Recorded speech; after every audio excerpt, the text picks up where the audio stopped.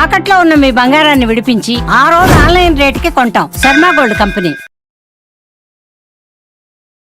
దేశీయ మార్కెట్లో బంగారం వెండి ధరలు రాకెట్ వేగంతో పెరిగిన సంగతి మనకు తెలిసిందే. కానీ ఇప్పుడు సీన్ రివర్స్ అయ్యింది. కేంద్ర బడ్జెట్ ప్రవేశపెడుతున్న తరుణంలో మార్కెట్ ఒక్కసారిగా కుప్పకూలింది. దేశీయ కమోడిటీ మార్కెట్లో 2 లోహాల ధరలు ఏకంగా 9% మేర క్షీణించాయి.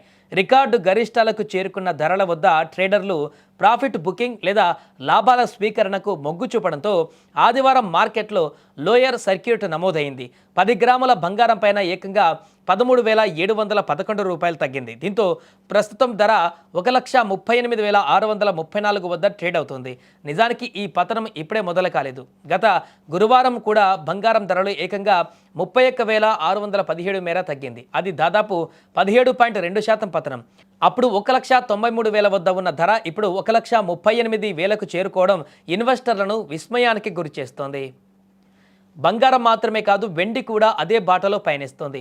మార్చి కాంట్రాక్ట్ వెండి ధర ఒక రోజులోనే 26,273 మేర పతనమైంది.